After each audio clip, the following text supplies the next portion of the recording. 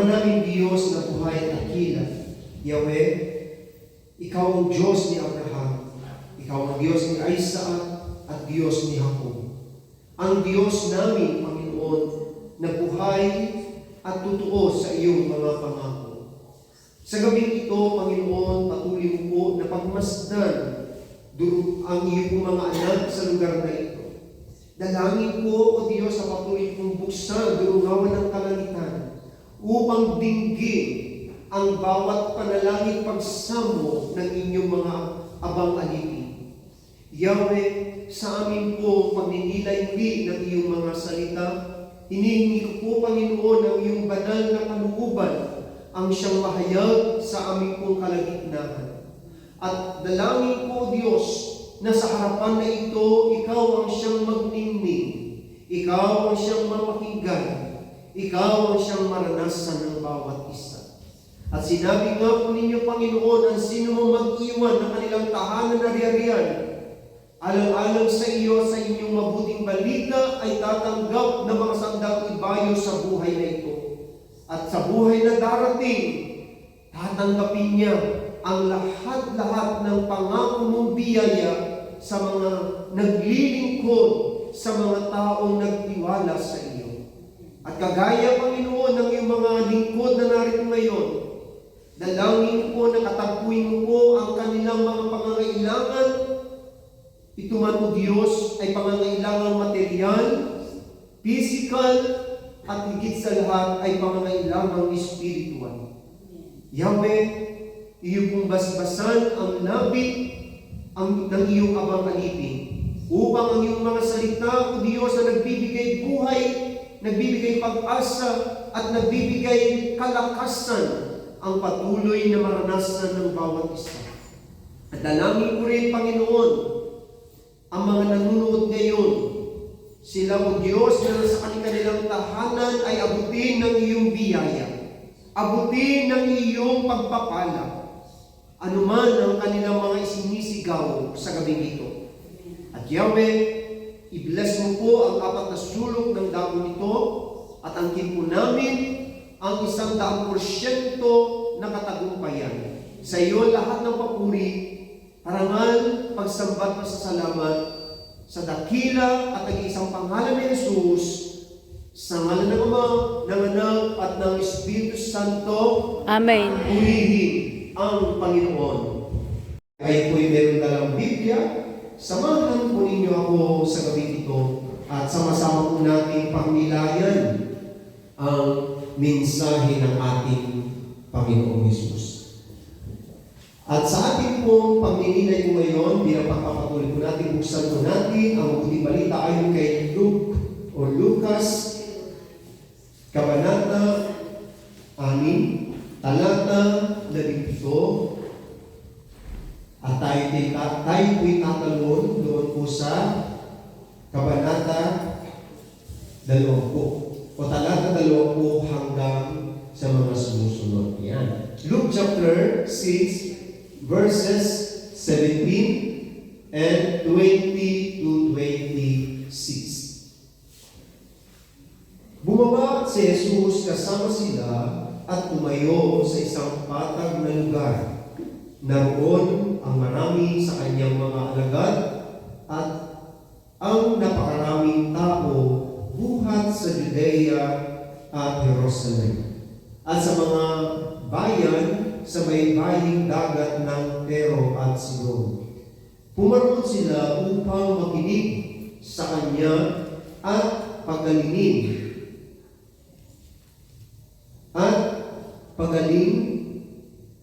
mapagaling sa kanilang mga karamdaman. Tumingin si Jesus sa mga alagad at kanyang sinabi, "Mapalad kayong mga dukha, sapagkat ang Diyos ang maghahari sa inyo. Mapalad kayong mga nagugutom ngayon, sapagkat kayo'y bubusugin. Mapalad kayong mga tumatangis ngayon, sapagkat kayo'y magagalak. Mapalad kayo kung dahil sa anak ng tao kayo'y kinabubutan, ipinagtatabuyan at inaalimura ng mga tao, at pati ang inyong mga pangalan ay kinasusuplaman. Magalak kayo at lumukso sa tuwa kung ito'y mangyari sapagkat malaki ang inyong gantimpala sa langit. Gayon din ang ginawa ng kanilang mga ninuno sa mga propeta. Ngunit sa aba ninyong mayayaman ngayon sapagkat nagtamasa na kayo ng kaginhawaan. Sa aba ninyo mga busog ngayon sapagkat kayo'y magugutom.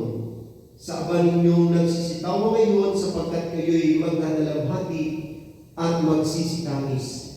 Sa aba ninyo kung kayo'y pinupuri ng lahat ng tao sapagkat gayon din ang ginawa ng kanilang mga ninuno sa mga bulaang propeta. My dear friends, my dear brothers and sisters in Christ, ito po ang mabuting balita para sa ating kaligtasan. Pinupuri ka namin, Panginoon Hesukristo. Palampakan po natin ang pagkabasa ng kanyang Ebanghelyo. Hallelujah. Hallelujah. Praise the Lord. Sa mga palakpakan na yan ang kanina, ibinabagay ng Diyos yung anak biyaya. Amen? Amen! Dahil sa mga palakpakan na yan ang ang Panginoon at kapag natuwa ang Panginoon, ibubuhos niya sa buhay ko, ang lahat ng ating mga kamalasan. Amen! Amen? Amen! Amen? At siyempre dahil nga po ngayon ay araw nga po ng mga puso. Kayo po ba may mga puso pa? Meron. Saan kayo yung mga puso? Ayan. So ang mga puso na yan ay ingatan ninyo. Amen. Dahil ang mga puso niyan ay mga pusong pinagpala ng Panginoon. Ang Amen. puso niyan, yan yung pusong tahanan ng Diyos. Amen. Diyan nakatira ang ating Panginoong Jesus. Amen. Amen? At sige po, pwede na kayo umupo sa presensya ni Yahweh and Shaddai. Sa gabi nito, mga kapatid ko, hindi na po ako magpapaligoy-ligoy pa sapagkat ang ating oras ay sakto lang. Okay, ang ating pong pamagat na pag-uusapan o tema is about the assurance of blessing in a truly disciples. Kayo po ba'y disipulo ng Panginoon? Amen. Sino po ba yung mga disipulo ng Panginoon? Di ba? Ito yung mga, kapag sinabing disciple, ito po ay kumakatawan sa lahat ng mga tagasunod ni Kristo. Kapag sinabing disciples, it means ikaw ay representante ng Panginoon. Disipulo, ibig sabihin po, ikaw ay gumagaya. Ginagaya mo kung ano yung buhay ng ating Panginoon. Okay? So kung ikaw ay disipulo ng Panginoon, isa ka dito. Isa tayo na tinatawag na disipulo. Bakit? Sapagkat tayo ay tinawag ng Panginoon at ikaw naman ay tumugon sa panawagan ng Diyos. Di ba? Yung nakarang gospel po natin, sino po yung mga unang mga disciple ni Lord na tinawag niya? Sina Pedro, sina James, at saka si Santiago. Isa lang yun, James saka Santiago. At saka si John, mga kapatid ko. Nabawang sila'y mangingisda, mga kapatid. No? Pero sabi doon, iniwan nila ang lahat. No, iniwan nila ang kanilang lambat, iniwan nila ang kanilang mga isda, iniwan nila ang kanilang bangka at sumunod sa ating Panginoon. Kaya, kalabitin mo, tapikin mo sa balikat ng katabi mo, kapatid. Kapatid, Dahil ikaw ay tumalima sa panawagan ng Diyos. Sa panawagan ng Diyos. Naniniwala ko ngayon. Naniwala ako ngayon. Na tunay kang disipulo ni Jesucristo. ni Hesukristo. Amen? Amen. Praise the Lord. Okay, so sabi nga po dito, mga kapatid ko at mga magulang, no, bilang pangunan po natin, negative circumstances is a doorway to greater blessing. Amen po ba? Sapagkat sa buhay ng pagiging isang alagad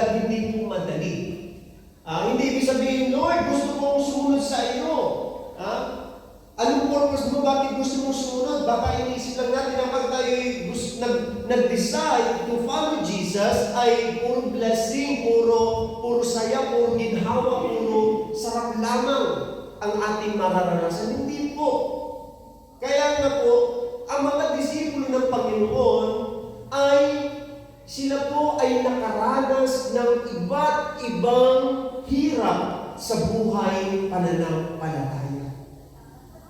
Kasi kung hindi mo mararanasan at ayaw nating maranasan ang mga ganitong mga pangyayari katulad na naranasan ng mga alagad, kapatid at mga magulang, hindi mo madarama ang tunay na kaligayahan. Di ba, ang sabi nga po nila, masarap gastusin yung perang pinagpawisan. Amen. Di ba? Masarap yung nagtagumpay ka dahil sa pagpupursige mo. Nagtagumpay ka sa buhay, narating mo yung tugatog ng tagumpay dahil sa iyong pagtsatsaga, dahil sa iyong tiisin sa buhay, nagtsaga ka, no? Kaya ka nagtagumpay. Kaysa yung nakarating na tayo sa tugatog ng tagumpay, dahil lang ikaw ay bumili ng buto. Hello, ano yung bakit napunta tayo dyan, brother? Di ba? Maraming ganyan. Gagamit para lang marating yung kanyang tagumpay. Pero kapag nakarating na doon, hello, bye-bye. Wala na akong pakialam sa inyo. Kahit anong sabihin niyo sa akin, wala na akong pakialam dahil narating ko ng tagumpay. Pero nakalimutan niya yung mga taong nagtaas, tumulong sa kanya kung bakit siya nakarating sa tugatog ng tagumpay. Maraming mga tao ganyan. Gagamit ng pangalan ng iba. Sisirain ang kanyang kapwa. Sisirain ang kanyang kapatid. Sisirain ang kanyang ama. Sisirain ang kanyang kaibigan. Para ano? Para siya ang may taas. Amen. Maraming ganyan, mga kapatid ko. At hindi na po yan bago. Maging sa ating loob ng simbahan, sa ating ministeryo, gagawa ng mga paninira, gagawa ng mga balita na para sa ganun ay siya ang makilala. At yung taong sinisira niya, yung taong nilalait niya, ay mapag-iwanan at mawala. Pero tandaan ninyo, ang tunay na disipulo ng Panginoon, lainin ka man, dustayin ka man ng sino man, kapatid ko. Kahit ilang beses kang bumagsak, ilang beses kang masugatan, titiyakin ko sa inyo, walang taong sumunod kay Jesucristo na hindi nagtagumpay sa bandang huli. Yes, ang mga alagad, sabihin natin, puro bigo sila, puro masasakit ang kanilang mga naririnig. Hindi lang po basta masasakit ang kanilang naririnig, binubugbog pa sila, binabato pa sila, hinahabol pa sila na para silang mga tulisan. Dahil sa kanilang pangangaral ng salita ng Diyos, dahil sa kanilang pagsunod sa katotohanan. Pero sa kabila noon, my dear brothers and sisters, ang ibinabalik sa kanila ng mga taong walang paniniwala sa Diyos ay puro pananakit, puro pambibintang, puro panghahatol at panghuhusga sa kanila. Marami sa mga disipulo na sila'y napasok sa bilangguan. Maraming mga disipulo na pinatay, kinipin ang kanilang buhay dahil sa kanilang pagsunod sa salita ng Diyos.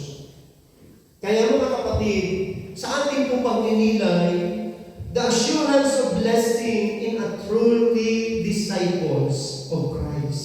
So dito po mga kapatid, sabi nga po, in every negative situation, there is a positive reaction. Okay? Kung mayroong negative na nangyayari sa inyo, kung nalalagay tayo sa mga sitwasyon na akala natin hindi na natin makakayanan, Lord, sino tutulong sa akin? Kung sino pa yung kaibigan mo, kung sino pa yung inaasahan mong sasagip sa iyo sa panahon ng kailangan mo, siya pa yung nanlulubog sa iyo. Nasaktan na nga, nasugatan na nga, nadaman na nga, inimagod mo pa. Kapatid at mga magulang, maraming ganyan, kaya tuluyan na nawawala sa ministeryo. Amen. Pero pag mabago ang pangalan ko, mabago na yung pangalan mo, sister, napupuri, lagi kang pinupuri. Kami mo, sister.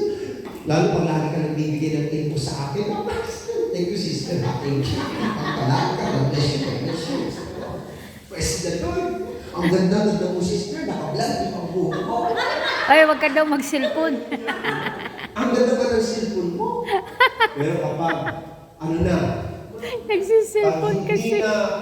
hindi ka na mabait sa akin, hindi na tayo close, naku, wala nang lumalabas sa bibig ko kundi mga pambakatupan sa paninira, puro panlalaki, puro panghuhusga. Ganyan ang mga disipulo ng panahon nila. Nung sila'y nagpapagaling, nung sila ay nararanasan ng mga tao sa paligid nila ang mga miracles, mga tremendous blessing, naranasan nila ang mga himala na hindi pa nila naranasan. Yung mga tao, hawag dito, hawag doon, kahit nasaan sila. Pero nung dumating na ang ligligan sa mga disipulo, asaan yung mga taong lagi sumusunod sa kanila? Wala. Wala. Iniwan sila lahat. Pero kapatid, ito po yung dapat nating tiyakin sa ating buhay pamilya. Amen po ba? What Amen. are the assurance of blessing of God for us? Kung disciple ka ng Panginoon, hindi ka dapat matakot sa mga trials. Kung tunay kang tagasunod o disipulo ng ating Panginoon, hindi mo dapat katakutan yung mga taong naninira sa iyo. Kahit may mga banta sila sa buhay mo, hindi ka dapat matakot sa kanila. Dahil ikaw ay disciple ng Panginoon. Ano ngayon kung kitilin ang buhay mo? Ano ngayon kung mawala ka sa mundong ito alang-alang kay Kristo? Alam niyo po, yung mga preacher dito, kami mga preacher, ano pa lang ito?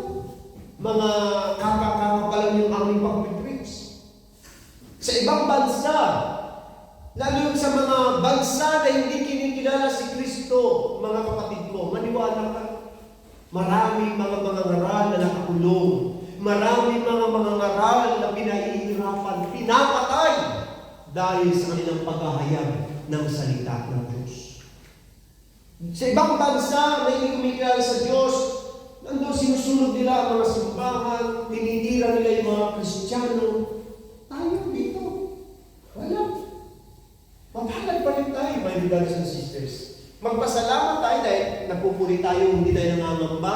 Wala tayong iniisip na baka may terorista dyan sa labas. Naghihintay, ganyan, ganito. Mapalag pa rin tayo. Amen. Pero sa ibang lugar, maniwala kayo sa hindi. Kahit mag-research kayo, marami mga pare, marami mga preacher, marami mga pastors, o anumang mga reliyon na nangangarap tungkol kay Kristo na sila'y pinahihirapan. Maglilingkod ka pa kaya? Hello? Magpapatuloy ka pa kaya o tayo kung halimbawa ay sabihin kapag ikaw ay nagdan siya dahil papariling kita. Pag ikaw ang umatin sa El Shaddai, yan sa Katoliko, hindi na kita bibigyan ng sustento. Hindi na kita kahihiramin. Hindi na kita pauutangin. Pag ikaw umatin dyan sa El Shaddai, hindi na tayo friend. Hindi na tayo mag-best friend. Limutan na. Papayag ka kaya. Hello? Sino kayong pipiliin mo, sister? Si Lord. May mga taong may mga masamang isipan o may mga taong nagbabanta sa iyo. Kapatid at mga magulang, kapag pinili mo sila, kapatid ko, ikaw ang pinakamawawa sa lahat ng tao. Pero pag pinili mo si Lord, kahit mawala ang lahat sa paligid mo, mawala ang kayamanan mo, mawala ang mga sinasabi nilang kaibigan ka, kahit maglawlat ang yan, basta si El Shaddai ang nandyan, kasama mo, ang buhay mo ay tunay na pinagpala. Amen? Amen. Hallelujah. Praise the Lord. Ngayon mga kapatid ko, what are the assurance? mga katiyakan, ano ba yung mga assurance sa buhay o mga pagpapala ng Diyos sa bawat isa natin? Una, sabi niya rito, yung assurance of blessing to become riches. Wow! Sabi nga po natin, wow! Wow. Mapapawaw ka talaga. Biruin mo, ang katiyakan ng pagpapala ng pagiging isang mayaman. Kung mahirap ka ngayon, kapatid ko, hindi habang buhay mahirap ka. Maniwala ka, at ako nga lang po, naranasan ko po mga kapatid. Ang buhay po namin, asin, isang lang ang ulan namin everyday. Opo. Nangungutang, uutosan kami ng nanay, mangutang ka ng sardinas, mangutang ka ng itlog, mangutang ka ng sibuyas, mangutang ka ng bawang. Yan. Uutang, mga kapatid ko. Ang hirap ng buhay. No? Kung kami nung maliliit pa lang kami, grabe po yung dinanas namin hirap. Magluluto ang tatay ko, ilang lang po yung lecheng bigas. Ano gagawin niya? Lulugawin po niya. Para para dumami yung magiging lugaw. Makakain kami lahat, mga kapatid. Diba? Pero alam niyo po, totoo yung pangako ng Panginoon na kapag inuna mo ang kingdom ni Lord, inuna mo na paglingkuran si Lord, iyahang ka niya sa kahirapan. Amen. Amen. Sino rito nakaranas ng ganung buhay? Siguro karamihan sa atin nakaranas. Bakit sa utang, magkabi-kabilang karamdaman, kaguluhan sa tahanan, walang kapayapaan. Puro hirap. No? Hindi lang mahirap sa tinatawag na material, kundi mahirap tayo sa lahat. Spiritually, physically, mahirap. Pero nung pinili mo mag-El Shaddai, nung pinili mo si Lord na paglingkuran, ano na ang buhay mo ngayon? Diba? Rich na. Amen. Mayaman na. Dati yung suot-suot mo, hindi ka makapagsuot ng magaganda, mamahalin, may mga tatakbuhin. Ngayon, kung bibilihin ko ito gusto ko to sa shade. Ako, maganda ito. Diba? Nabibili mo yung sa shade. Lahat ng gusto mong bilihin, bibili ka ng lipstick, bibili ka ng eyebrow, bibili ka ng ano-ano, bang maganda na bibili mo. Doon, ang pagpahit-pahit mo lang, kukuha ka ng Johnson baby powder. Sapat na yun. Diba? Pero nung ikaw ay pinagpala ng Panginoon, ano ang buhay mo ngayon? Rich na. Dati, ikaw yung umuutang. Amen? Kahirapan pa pag siningil. Pero ngayon, ikaw na ang nagpapautang. Amen. Di ba pangako yan ni Yahweh sa bansang ito? Pangako. Darating ang panahon na hindi na kayo mangungutang, bagkos kayo na ang magpapahiram. Ano mo pagkakaiba ng utang sa hiram? Yung utang, may tubo. Yung hiram, hiram lang.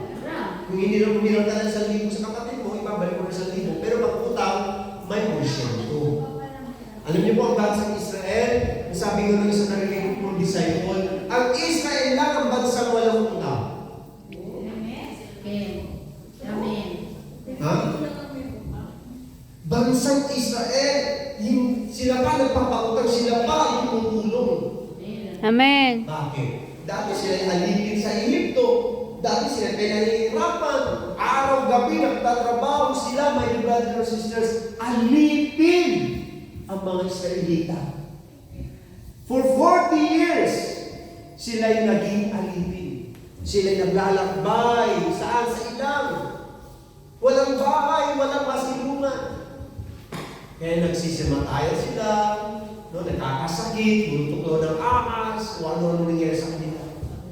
Pero tignan niyo po ngayon kung ano ang buhay ng bansang Israel ngayon.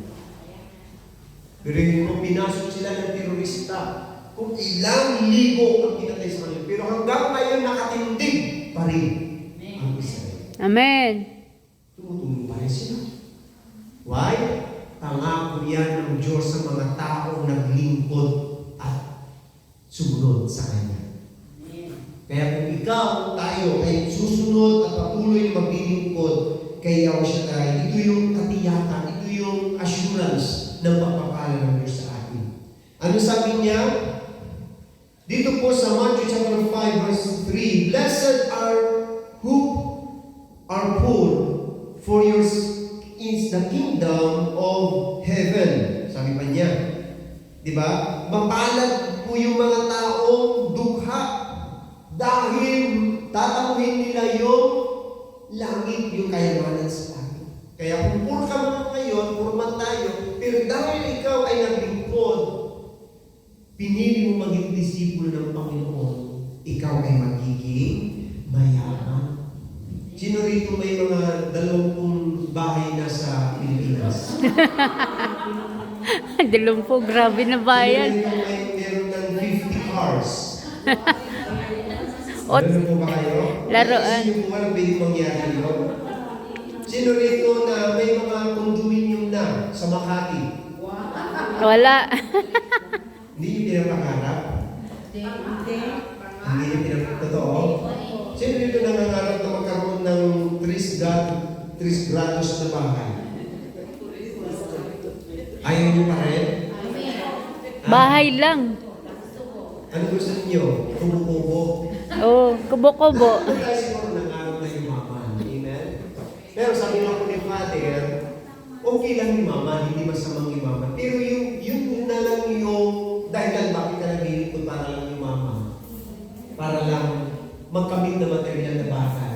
Di ba sabi ng Lord, kung ang pag-asa ninyo kay Jesus ay sa buhay lamang sa mundo ito, tayo ang pinakapawawa. Okay, so, yes, totoo yun. Kami lang yun, pag ikay naglingkod, isusupply nyo lahat ng material, lahat ng pangangailangan mo. Amen? Amen. Pakikita mo yung mga nag-i-El Shaddai doon sa Pilipinas, magpapatukit na mo. Walang pera, walang pagkain.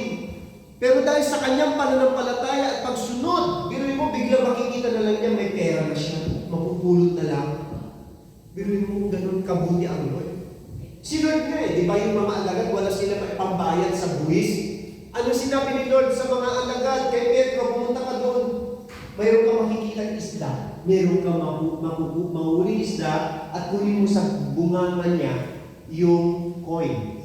Yun yung pambayad mo. Di ba? Pero mas isda pa ang ginamit ni Lord. Meron silang pinambayad sa buwis. Kayo po ba nagpabayad ba kayo ng buwis? Hindi tayo nagpabayad dito. Hindi naman tayo siniso. Hindi tayo dapat magbayad.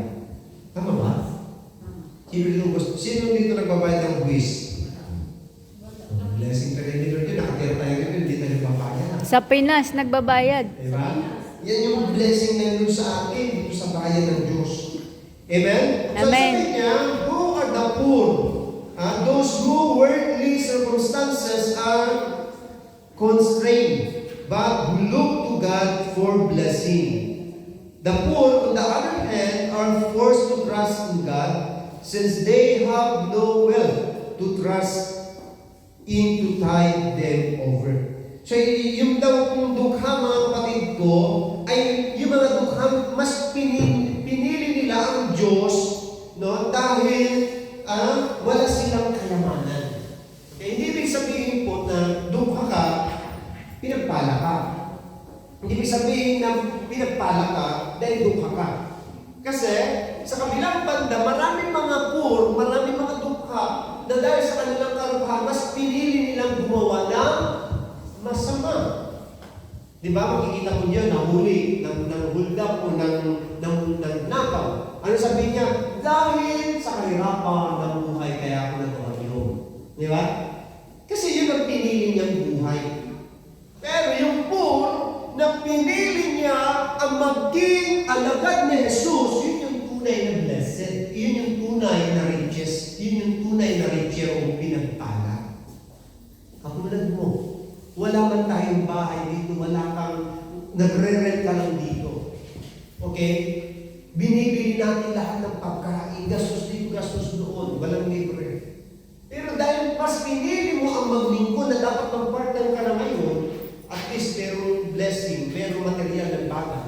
Pero mas pinili mo si Lord, mas hihigitan pa yan ng Panginoon. Amen. Kasi muna mo siya. Amen? Amen. Palakpakan po natin. Okay, tingnan niyo po mga kapatid ko. Why are the poor so blessed? Because through their faith and trust in God, they are the heirs of God's kingdom. Amen? So Jesus' blessing of the poor who had left everything and followed Him. Yung mga poor na iniwan nila ang lahat, no? Siyempre, iwanan mo lang, biruin mo. Halimbawa, mayaman ka ngayon, sabihin natin mayaman ka. Nasa iyo na lahat, sasakyan, bahay, mansyon, etc. etc. Pero dahil sa pagsunod mo kay Jesus, iiwan mo lahat yun. Ano mangyayari sa iyo? Magiging mahirap ka. Wala ka na sasakyan, wala ka na bahay, wala ka na lahat. Kasi iniwan mo. Alam-alam kay Lord. Pero dahil iniwan mo lahat ng iyon, ibabalik ng Panginoon ng makasandaang ibayo. Diba? Makasandaang ibayo sa buhay na ito. At sa buhay na darating, ay maranasan mo bahay, maranasan mo ang masaganang buhay. Amen. Amen. Kaya huwag kang matakot kung maghirap man. Huwag kang matakot kung magutom ka man ngayon. Huwag kang matakot kung mawalan ka man ng mga material na bagay. Dahil merong langit. At doon sa langit, sabi doon, wala nang magnanakaw, wala nang tanga. Okay? Hindi na masisira ang kayamanan mo doon. Amen? Amen. Palakpakan po natin siya. So yan po yung una, assurance of blessing to become poor, to become riches pala. To become poor tuloy. To become riches. Pangalawa, assurance of blessing of being satisfied. Amen? Ano sabi niya, mga kapatid ko? Blessed are you who hunger now, for you will be satisfied. Okay? Yung pong mga gutom ngayon, nagugutom ngayon, ngayon kayo mag-alala, may pagkain po. Okay? May pagkain. No?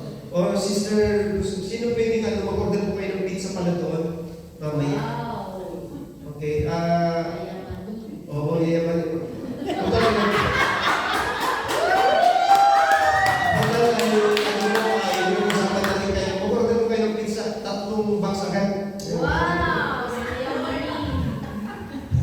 Hindi yung joke ko yun ha. Pwede ba? Sino bang ano?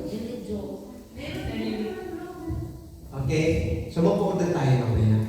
Pinag-usapan natin yung hunger. Okay? Hunger. Tayo pinag-usapan. Palagpakan natin siya. Amen. Okay. So, dito po, pinapakita ng Panginoon lahat na nagugutom. Okay?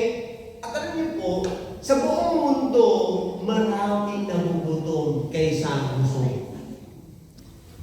Marami. Hindi lang natin alam kung ilan, pero mas marami ang nawawalan kaysa nagkakaroon. Isipin niyo na lang ang nangyayari sa Gaza. Sige nga po.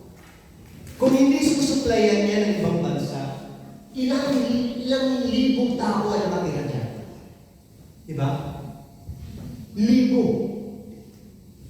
Biruhin mo. Kayo, halimbawa papayag ko kayo. Kayo yung isang magpakain sa kanila. Hello? Hindi kami narinig na nahimik kayo bigla. Ano, pupunta doon? May mga terrorist ang mga doon. Okay.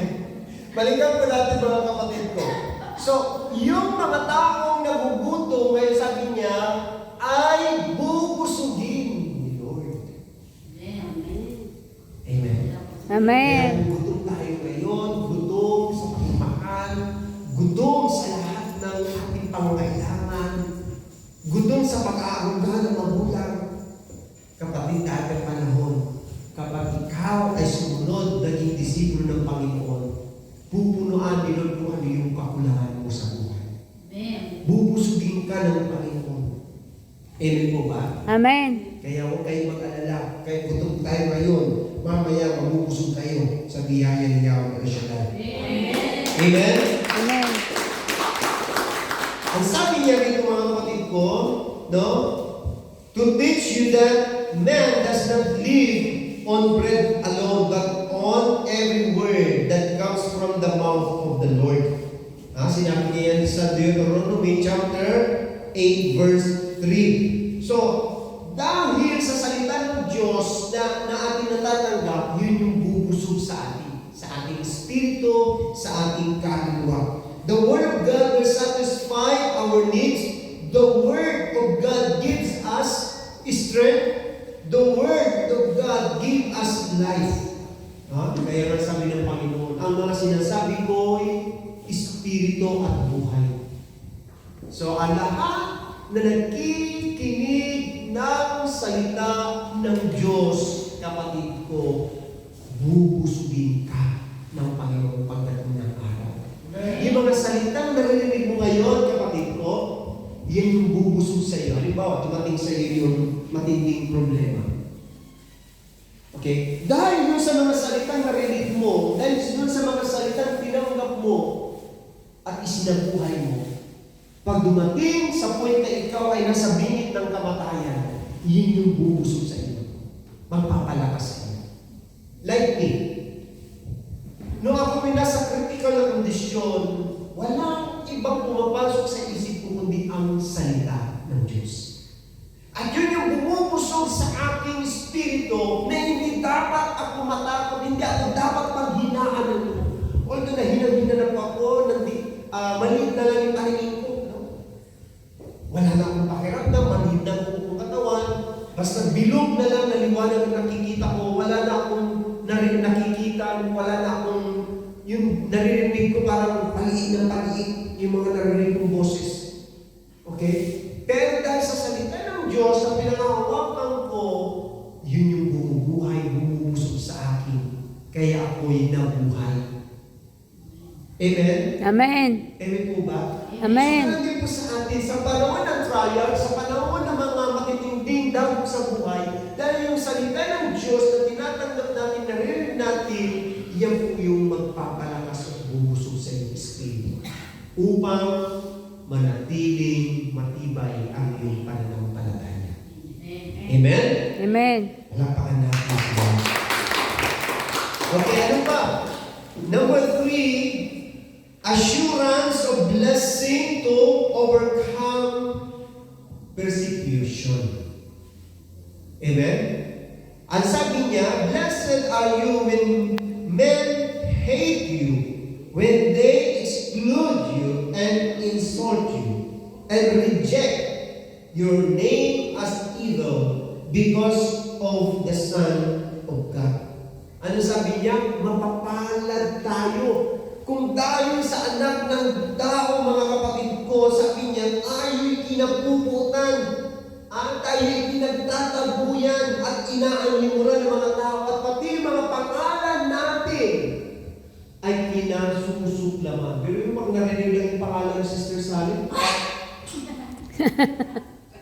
mga susuka. Yeah. Pero yung pangalan mo lang, kinasusuklaman na, kinasusuka na. No? Dahil sa iyong paglilingkod kay Lord. Ako, sabi ng Panginoon, lumundag ka sa buha, Sister Nancy. Amen? Lumundag ka, magpuri ka, sabi, pag nakaranas ka ng ganon, kasi ikaw yung tunay na pinagpala. Sister Lee. Kung narinig lang yung pangalan, Sister Vera, nako, nalilisip na yung mata. Pangalan talaga. Ayaw mo nga magitin yung pangalan na yan! Kinamumuhan ko yung pangalan na yan! Diba? Pag ganon, matuwa ka na, sister. Kasi totoo kang disipulo ng Panginoon. Amen. Okay? Kung dahil sa pagsunod mo kay Lord, dahil ikaw ay alagad ng Panginoon, ay yan, puri ng puri yan, di naman nagbabago yan, demonye yan, demonyo yan. Naku, pagpuri ka kay sila inaano, hindi mo naman sila kinukutya, wala kang ginawa masama sa kanila, pero ginagano kanila, mapalad ka. Kasi tunay ka nga disipulo ng Panginoon. Okay? Kaya, dapat nating pagtibayin lang ang ating loob pag nakaramdaman tayo. Kasi minsan maging ako, maging tayo, siguro pag nakarinig ka ng masama sa kapwa mo, susupurin mo. At kung ano yung sinabi niya, ano yung sinabi mo? Ha? Hindi mo ba? Diba? Diba?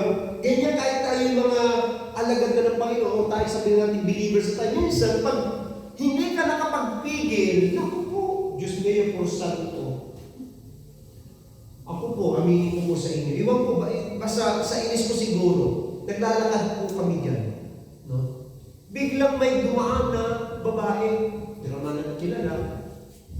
Hindi ito daanan ng tao, daanan ito ng bisikleta. Ay naku, galit na galit sa akin. Sa amin. Sabi ko, bakit mawala dumaan dito? Sabi ko. Nambabike, nagsisilphone. Tapos nung malapit na kami, babanggay niya ako, tumigil siya. Hindi naman ako pwedeng dito dumaan dahil may poste. Sabi ba naman bakit kayo dadaan dito? Bisikleta ito, diyan kayo dumaan. Tapos nung umalis na ba yung hindi pa niya ako sabi niya parang masama yung salita ano ba yun? Hindi ka nakalimutan ko na yung Bad words say bro. Oo, bad words say bro. Parang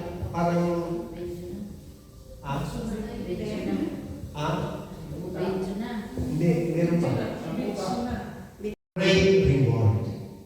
Ano sabi ng Panginoon dito mga kapatid ko at mga magulang? Magalak kayo at lumukso sa tuwa kung ito'y sapagkat malaki ang inyong gantimpala saan? Sa langit. Kaya, sa langit daw. Nagkahawag na. Okay. So ano po yung may mga reward po tayo mga kapatid ko. Sa paglilingkod tandaan natin, may mga reward po tayo. Kung sumali ka sa mga pesta, sumali ka sa mga paligsahan, di ba may mga reward? Yes. Okay. Ang sabi ng Bible, sumasali lahat sa takbuhan, sumasali lahat, pero isa lang ang tumatanggap ng reward. Pero tayo po bilang mga believers of Christ, meron tinatawag po na rewards. Ano ba yung kaibahan ng reward sa salvation? Salvation, sabi niya, is the gift of God, not of work. Hindi mo dapat ipagtrabaho mo, ay mag-sisip ako, susunod ako para maligtas. Hindi. Hindi mo ginawa, hindi ka gumawa para maligtas. Tama? Hindi. Ano yung ko sabihin? Kaya ka naligtas, hindi dahil sa mabuti mong gawa. Ganun yun. Magpapakabuti na ako, magpapakabait ako para maligtas. No! Dahil ang salvation is gift of God. Kahit masama kang tao, nagpakasama ka, nagpakarumi ka, etc., iniligtas ka ng Panginoon, inialay niya ang kanyang buhay sa krus. Para kanino? Sa atin. Sa ating mga kasalanan, hindi sa mga mababait, hindi sa mga banal, hindi po. Inialay niya ang kanyang buhay sa krus, pinahirapan siya, kanino? Sa ating mga makasalanan. Amen. So, hindi dahil nag-alis si Lord ng buhay dahil mabait ka, hindi. Nag-alis siya ng buhay, ipinako siya sa krus dahil napakarumi ko, napakasama kong tao. Yun. So, regalo, hindi mo yung pinagtrabaho. Kaya kung ipagbabalaki natin kay Lord, Lord, ligtas ako dahil napakabuti kong tao. Dahil malaki akong magbigay sa sinumpahan. Nakalettering pa yung pangalan ko. Donated by Brother Frederick Corpus, nagbigay ng pulpito. Hindi yun. No? Kundi naligtas tayo dahil gift ni Lord. Ibinigay niya kanyang buhay para sa atin. Amen. Reward, ito yung reward, mga kapatid ko. Reward according to the works of the believers. Okay? So, kailangan mo talagang pagtrabahuan ito. Hindi mo tatanggapin yung reward na ito kung hindi ka gagawa. At ako po ka na lang, ayaw ko na mag-loading, mag-serve, hindi na ako a-attend. Gusto ko magliwaliw na lang sa buhay. Kung gusto mo magkaroon o ma-receive yung mga reward na ito, dapat tayong magpatuloy bilang mga disipulo ng Panginoon. Amen. Ano sabi niya? Meron tayong tinatawag na 7 na reward as a disciple ng Panginoon. Ano yun? Yung tinatawag po ng crown of life. Okay? Corona. Hindi yung COVID-19 ha? Crown of life. Yung corona na putong ng buhay. Okay? So yun po yung una na reward natin sa pagiging disipulo ng Panginoon. Amen po ba? Mapalad ang taong nananatiling tapat sa kabila ng mga pagsubok, sapagkat matapos siyang subukan siya ng putong. Ito ay ang buhay na pinangako ng Panginoon sa mga umiibig sa Kanya. Amen. Mapalad, sabi niya, yung mga nananatiling tapat sa kabila ng pagsubok. So, tatanggapin mo yung putong ng buhay. Okay? Ano ba yung runner's crown? Ano yung runner's crown? Corona ng mga manlalaro, yung mga tumatakbo. Hindi pwedeng, dito lang ako lang, ayaw kong tumakbo, ayaw kong gumawa. Ayaw kong tumakbo, paano tatanggapin yung crown of life? O yung runner's crown? So, ano sabi niya? Ginagawa ko ang lahat ng ito alang-alang sa mabuting balita upang makabahagi ako sa mga pagpapala nito. Alam ninyo na ang mga kasali sa takbuhan ay tumatakbong lahat, ngunit isa lamang ang nagkakamit ng gantimpala. Kaya pagbutihin ninyo ang inyong pagtakbo upang kamtan ninyo ang gantimpala. So, kung anong posisyon mo ngayon? As a core group, as a council, as a preacher, as a choir, as a members, dapat tumakbo ka. Huwag kang tumakbo na mayor. Huwag kang tumakbo na senador o maging presidente. Hindi yun. Tumakbo ka para kay Kristo. Amen. Amen. Gawin mo lang. Kung ano yung alam mo kaya sa ministeryo, ibigay mo, magkabot ng tubig sa preacher, paglilipat yan. Mag-ayos ng upuan, magpunas, pagtakbo yun para sa Panginoon. Ano mang ginagawa mo? Hindi. Yung iba, kung kailan ako naging council, gusto ko maging council para paupo na lang ako. Ang gagawin ko na, gawin mo yan! Kung di mo ginawa, suspindi ka. Ang kasali. Gusto ko maging leader ako. Ako ang head. Para ang gagawin ko, uupo na lang ako at magpuputos. Gawin niyo yan. Ako ang dito, walang ginagawa. Hindi yun ang pagtakbo. Ano po gusto ko maging council, gusto ko maging preacher, maging manggagawa. Para gumawa. Di ba? Amen. Yung iba naman, ayaw ko maging worker, ayaw ko maging council, para walang trabaho. Walang reward.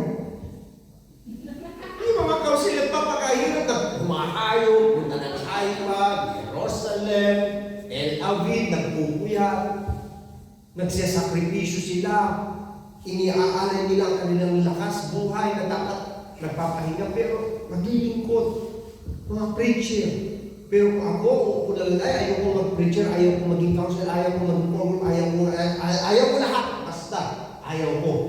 Para lang, ang buhay ko sitting pwede lang. Member na lang ako. At least, kahit member lang ako, atin ako, kung gusto ko, ayaw ko, di ko, walang pipigil, walang, diba? Pero ito, sasabihin ko sa inyo, kung gano'n ang pananaw ninyo as a disipulo ng Panginoon, kapatid, sayang yung panahon. Kasi sabi ni Lord, pagbutihin ninyo ang pagtakbo. Ano ibig sabihin pagtakbo? Ang naka-skilical ba? Ganon? Hindi yung pagtakbo, exercise lang yan. No? Ang pagtakbo ay sumasali sa paligsahan. Kung nakikita mo yung council, masipag, yung preacher, yung kaya nagsasakripisyo, sabagay ka.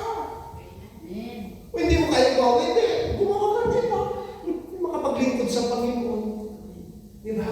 Basta mahalaga, sumasabay ka sa pagtakbo para kay Lord. Sige, napagod ka, ayaw ka kunti. Pero huwag kang iito. Tuloy ka lang. Dahil sa finish line, yun yung tatanggapin mo. Runner's crown. O yung imperishable crown. Hindi nasisira, hindi nabubulok, na corona. Na puto. Amen? Amen. Natin. Ano ba yung sunod? Crown of rejoicing. Okay? Magre-rejoice na tayo. Doon sa langit, puro rejoice doon. Puro masasaya ang gagawin natin. Wala nang lungkot doon. Wala nang pagluha. Wala nang tatangis doon. Wala nang iiyak-iyak doon. Puro masaya. Yun yung crown na natin. Kung dito nalulungkot ka pa, mating ka ng gawain. Masaya. Pagdating mo ng flat, malungkot. Pagdating mo ng trabaho, sabi mo, hindi na kaya ko na sana bumalik sa trabaho. Hindi na malungkot, masaya ko, di ba? Pero pag nasa gawain ka, masaya ka, nagpupuri ka. Dahil parang dalian lang. Nandito pa lang tayo sa sanlibutan. Pero, pag dumating tayo doon, puro saya. Amen? Walang talakpak. Amen. Ang apat, crown of righteousness. Okay? Crown of righteousness. 2 Timothy chapter 5 verse 4. Or chapter 4 verse 5 to 8. Basahin na lang ninyo. No? Crown of righteousness. Tayo dito, di ba tayo matuwid? Pero habang tayo sumusunod sa Panginoon na sa disipulo, unti-unti tayong ginagawang righteous. Amen. Ang taong righteous, kahit sino. Kahit yung sinasabing pastor na righteous pag nakaharap, yung si Brother Ike, yung sinasabing righteous siya, preacher niya. Naku, hindi ko lang alam kung anong pinagagawa ko.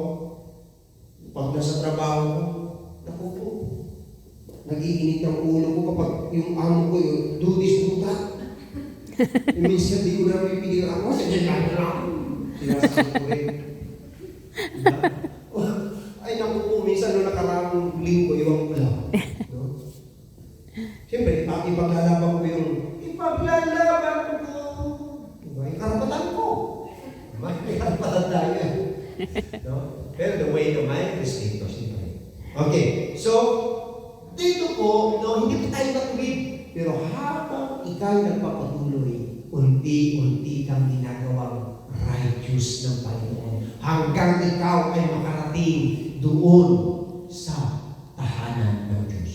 Amen. Amen? Amen. Amen. At ano ba? Crown of glory. Yan. Crown of glory. Basahin na lang ninyo 1 Peter chapter 5 verse 4. No? Ang pang-anim, yung tinatawag na overcomer's crown. Revelation chapter 3 verse 11. Magtatagumpay. Lahat na magtatagumpay ay puputungan ng Panginoon. Amen. Okay? At yung tinatawag na pang-pito, yung martyr's crown. Ano yung martyr? Martyr. Martyr. Katulad ng mga alagad, di ba? Lahat sila ay matinding pagpaparusa. Meron sa kanila, binalatan ng buhay, pinanak, pinutol ang ulo, pinugutan, yung iba, ipinapatiwali. Grabe yung kanilang naranasan. Paano tayo din natin yung corona? Pero yung mga disciple, yun ang magiging crown nila. Kasi karamihan sa kanila, mga kapatid, malibang kay John the Beloved, na sila ay pinatay. At yung mga disipulo din, katulad ng mga pinapatay ng mga disipulo, mga alagad ng Panginoon sa ibang bansa, yun din, magiging martyrs crown ang kanilang corona na tatanggapin. Amen? Amen. Kaya sa gabi ito, gusto mo ba natin magpatuloy sa disipulo ng Lord? Amen. Siyempre, ang ating sagot, yes. Talagang gusto natin. Pero pag-isipan po natin yung ating pong buhay paglilingkod. The person living for God's blessing has deliberately decided to reject the world's values and to live under the lordship of Christ Jesus as King. So, kailangan natin na mag-decide. No? Pero yung blessing na ito, yung mga pagpapala, pray na natin lagi natin pag-pray. Amen? Amen. Palakpakan po natin si Yahweh. Pray for the blessing of God. Pray for the healing of the Lord. Ano man ngayon ang iyong mga pinagdaraanan. Ikaw man ay nakakaranas panghihinat at lulupay-pay ng iyong faith and Lord. Pray for God's blessing. Kapatid, hindi malayo ang Diyos. Hindi maiksi ang kamay ng Panginoon upang ipagkaloob ang anumang mitiin natin sa oras na ito. Dakilang Ama, maraming salamat. At sa gabing ito, Panginoon, isinusuko namin lahat sa iyo. Isinusuko namin, Lord, ang aming mga buhay. Sapagkat wala pa kaming magagawa, O Diyos. Walang magagawa ang aming lakas, ang aming talino, ang aming kayamanan, kung hindi mo kami sasamahan sa buhay. Yahweh, pagpalain mo po ang lahat ng mga anak na narito ngayon. Pagpalain mo po, Lord, ang kanilang mga pangangailangan sa buhay. Ganun din po, O Diyos, ang kanilang mga pamilya. Ang kanilang buong sambahayan, Lord, huwag mong kalilimutan na pagpalain din sila. Yahweh, I declare healing upon healing, deliverance, blessing, and prosperity right now be upon us. Amen. Tatanggapin ng mga taong naglilingkod sa iyo ang mga itinanong mo ito, Panginoon. Kaya Yahweh, maraming salamat. Amen. Salamat sa salita na wala nang hihigit pa. Maraming salamat. Pagpalain mo mula, Lord, lahat ng kanilang mga tatas ngayon, mga kanilang mga handbag, wallet, panyolito, langis, tubig. Ganun din po, Lord, ang kanilang mga kamay. Paspasan din po, Lord, na anumang mahawakan ng kamay na ito, Lord, ay pagpapalaan. Amen. Bless mo rin po ang kanilang mga prayer request, ang kanilang mga ikapo, ang kanilang mga ibinibigay na tulong, suporta sa inyong gawain sa gabi ito. I-bless mo po sila na. Amen. Dalangin ko din po sa inyo ang mga core group. Sister Jenny na malaman sa lugar ito ngayon, sa buhay na sa Pilipinas, i-bless mo po siya. Pagpalain mo ang kanyang buong sa buhay. Sister Lynette, Sister Lenda, lahat ng mga kapatid namin, pati ang council, Sister Lynn Rivera, na narito ngayon. Pagpalain mo ang kanyang buhay. Lahat ng buhay, ang lahat ng mga members, core groups, workers, i-bless mo kami, Panginoon. So, Brother Adonis, ang lahat ng mga kaparihan, Lord, si Father Renato, i-bless mo po, Panginoon, ang kanyang buhay. Lahat ng mga madre, lahat ng naglilingkod sa simbahan. Yahweh, sa aming pag-uwi, bawal namin ang mga salitang tinanong mo sa amin na may katiyakan ng aming buhay bilang mga disipulo. Lahat ng parangal, lahat ng papuri ay sa iyo lamang. Sa pangalan naman ng Anak at ng Espiritu Santo. Amen.